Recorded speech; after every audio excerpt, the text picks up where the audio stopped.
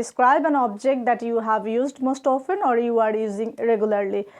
আমি বলবো যে আমি একটা অবজেক্ট নিয়ে কথা বলবো, সেটা হচ্ছে this is a marker. It is an object. I will talk about this. Mind mapping মেথডের মধ্যে 4টা কি পয়েন্ট রয়েছে, যে কি পয়েন্টগুলো মাথায় রেখে আপনি কিওয়ার্ড নোট ডাউন করলে অনায়াসে কথা বলতে পারবেন। আমাকে কোনো কিছু নিয়ে কথা বলতে বলা হলে অবজেক্ট বা পিপলের ক্ষেত্রে প্রথমত আমি চিন্তা করব এপিয়ারেন্স কি, ওই ব্যক্তিটা দেখতে কেমন বা এই বস্তুটা দেখতে কেমন, এটা হচ্ছে প্রথম কি পয়েন্ট। সেকেন্ড কি পয়েন্ট যেটা, সেটা হচ্ছে কোয়ালিটিস। এখন কোয়ালিটিস হচ্ছে একটা কম্বাইন্ড ওয়ার্ড।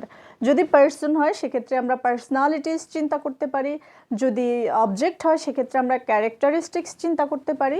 পার্সোনালিটিস এবং ক্যারেক্টারিস্টিক্স একসঙ্গে কোয়ালিটিস হিসেবে আমরা চিন্তা করতে পারি। তো এখন কোয়ালিটিস মানে কি? কোয়ালিটিস মানে হচ্ছে কোনো কিছুর বৈশিষ্ট্য কেমন।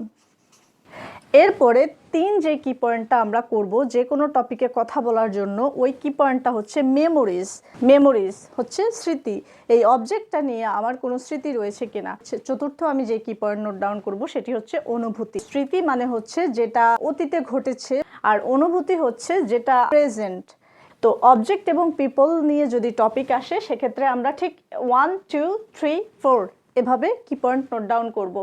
আর যদি সিচুয়েশন অথবা অ্যাক্টিভিটির ক্ষেত্রে কোয়েশ্চেন আসে সেক্ষেত্রে আমরা মেমোরিজ এবং ফিলিংস দিয়ে স্টার্ট করব, দেন অ্যাপিয়ারেন্স এবং ক্যারেক্টারিস্টিক্সে যাব। বোঝা গেল? আপনি যখন শুরুতে মাইন্ড ম্যাপিং মেথড ফলো করে কি ফ্রেজ বা কিওয়ার্ড লিখবেন, আপনি 2টা করে লিখতে পারেন।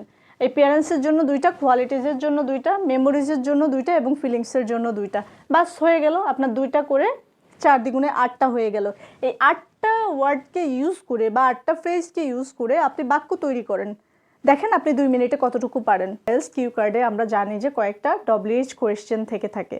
মেথডটা অনুসরণ করলে আপনাকে স্পেসিফিকভাবে WH কোয়েশ্চেনগুলোকে আর প্র্যাকটিস করার প্রয়োজন হবে না।